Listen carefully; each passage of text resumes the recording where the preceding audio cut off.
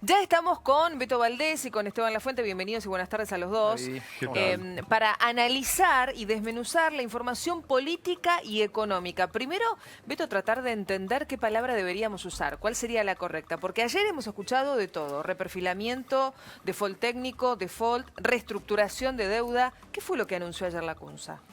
Y en primera instancia, creo que Esteban va a coincidir, es una clásica reestructuración, una especie de canje basado esencialmente en ir corriendo la deuda, es decir, corriendo el arco en función de este escenario que había. La verdad es que el lunes comentábamos que habían entrado al mercado ya algunos fondos buitres, sí. Dice que anda el amigo Paul Singer dando vueltas.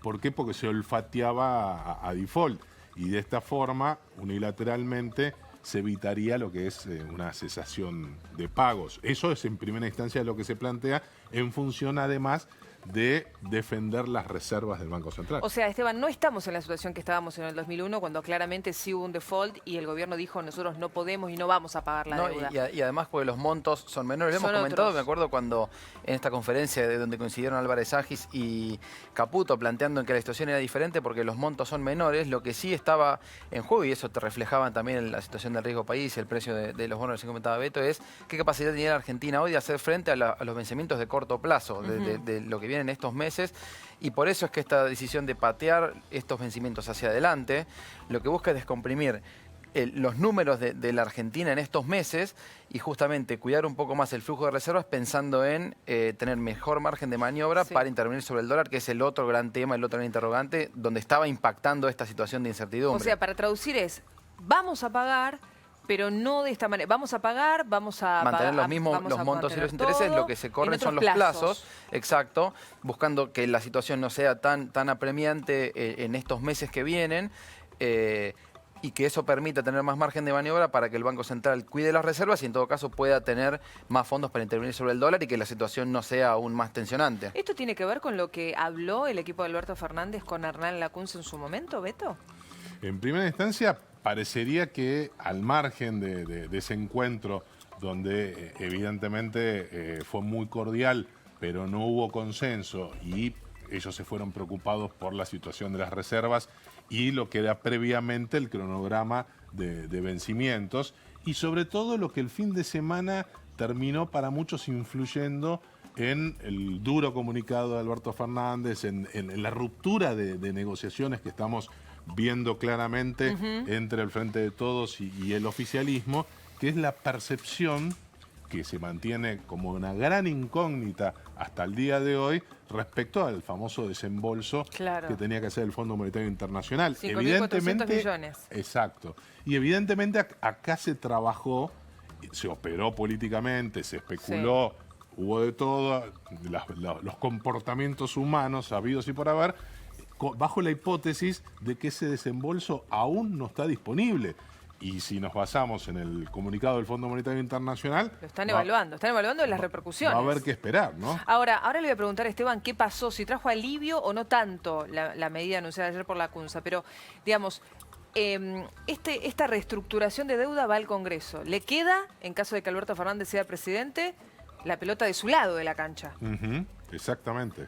Esa es una de las movidas interesantes del anuncio de ayer del ministro de Economía, Hernán Lacunza, porque algunos dicen, bueno, entonces la transición se mete en el Congreso. Sí. Número dos, la oposición y sobre todo el kirchnerismo no puede decir que no a algo que venía insinuando Alberto Fernández con idas y vueltas, pero él hablaba de reestructuración, llegó a decir de hablar uno por uno con los tenedores de bonos de la deuda argentina. Entonces, evidentemente, hay una jugada ideada, dicen, no por la CUNSA, sino por el reaparecido Luis Toto Caputo, ¿no? Que se comenta que se lo vio en el Palacio de Hacienda, el Messi de las finanzas, que después lo habían echado de un día para el otro, volvió. Habría vuelto. Ahora la duda es si vuelve Monzó, porque va a ser muy importante como operador político, pese al enojo y el distanciamiento con el presidente Macri, porque bueno, va a haber que negociar y fundamentalmente evitar que haya un desborde político, porque independientemente de que ellos, es decir, la oposición, que no es solamente el kirchnerismo, sino también es el masismo, y los sectores más de izquierda quieran hacer un festival ya exagerado. Es decir, ¿quién controla en plena campaña electoral el tratamiento legislativo de una cuestión tan sensible?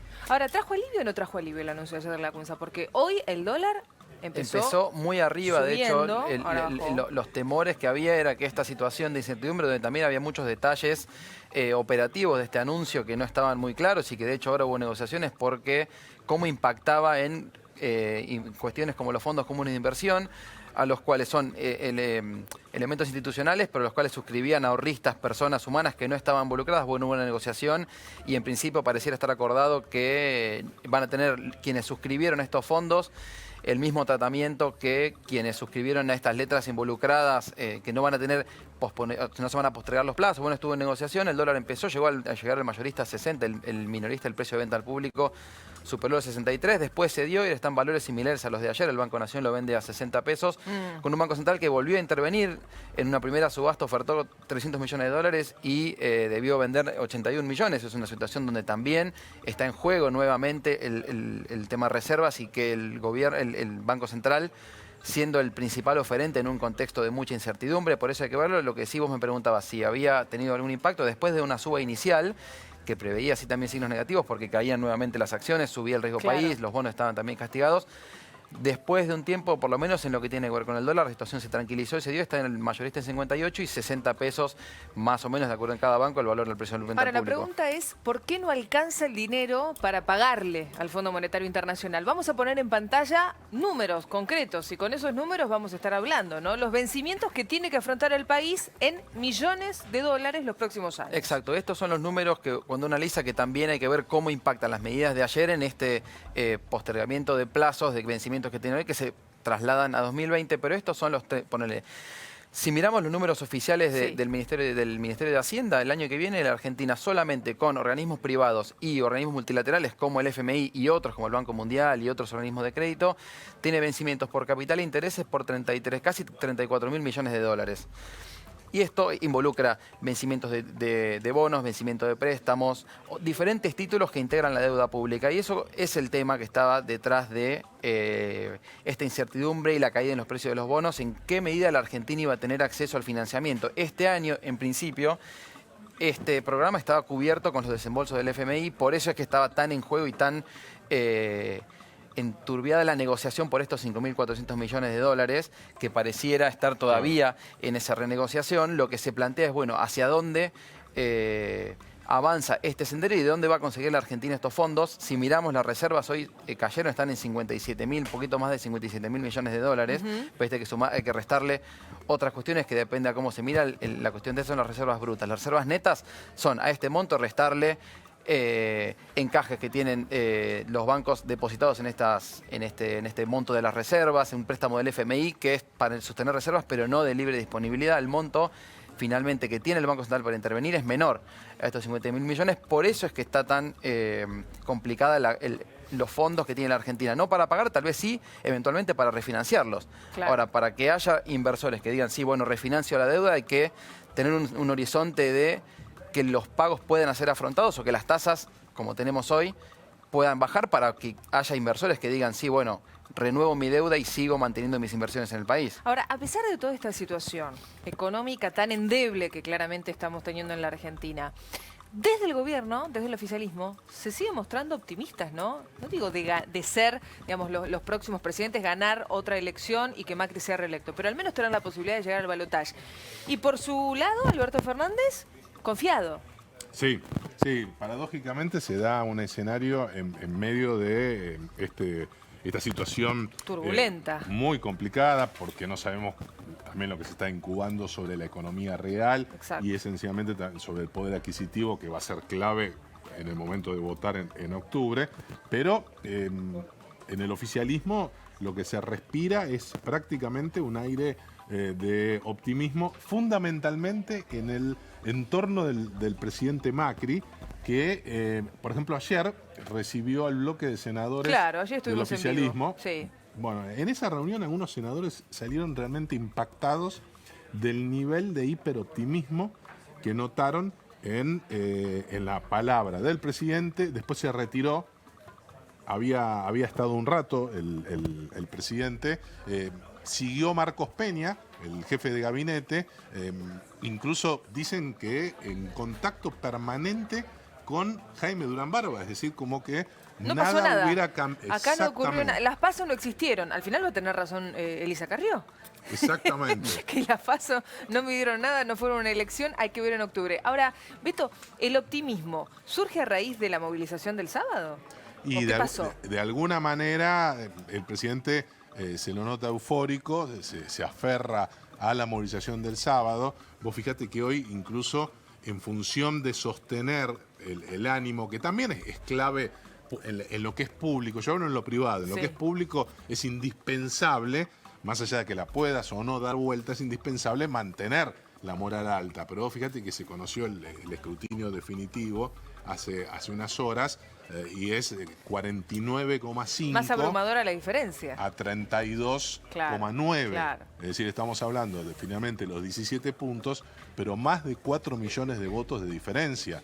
Pese a eso, a pesar de este elemento, evidentemente el presidente Marcos Peña, fundamentalmente la doctora Carrió, el grupo Más de los Halcones, tienen una postura de convencimiento de esa cuestión. No tan así Miguel Ángel Pichetto, por ejemplo, que estuvo ayer en el almuerzo y en un momento dijo, bueno, muchachos, es difícil, la tenemos que pelear y Veamos la realidad. no mandarnos goles en contra. ¿Por qué? Porque dicen, no puede ser que el gremio de Suteba, el gremio de Baradel, termine fiscalizando mejor para el frente de todos que la para estructura nosotros. de la provincia de bueno, Buenos Aires. De hecho, en ese contexto también ayer este planteo de Macri, bueno, si nos toca hacer oposición, como reconociendo tal vez en parte el escenario, pero pensando, como decía Beto, esta cuestión de indispensable de mostrarse optimista, porque el tiempo que hay de aquí hasta las elecciones todavía es muy alto, es muy largo y todavía la campaña, de hecho, todavía no empezó. Es largo, pero con ese resultado, juego, con ese porcentaje y con esa cantidad de votos, ¿se puede revertir? Y es muy difícil. ¿Y en provincia de Buenos Aires, el optimismo también reina o no? No. No. Es otro el panorama ahí. No. Vidal la gobernadora tiene María Eugenia Vidal tiene, es más, incluso se amplió, hoy se conoció también el resultado local. ¿Mayor diferencia con Kicillof? Sí, fueron 50 a 30. Es tremendo. Casi 20 puntos de diferencia. Es prácticamente irreversible. Eso lo tiene claro la gobernadora, por eso va a trabajar mucho por las listas seccionales de candidatos a diputados y senadores provinciales y las intendencias que quieren recuperar y que corren mucho riesgo. No es lo mismo un PRO a partir del 10 de diciembre, perdiendo incluso la nacional, sin 3 de febrero, sin Pilar, sin La Plata, sin Morón, sin Quilmes, que recuperando o manteniendo esos distritos y obviamente fundamental la Ciudad Autónoma de Buenos Aires. Totalmente. Gracias a los dos, vamos a seguir con más información política y económica.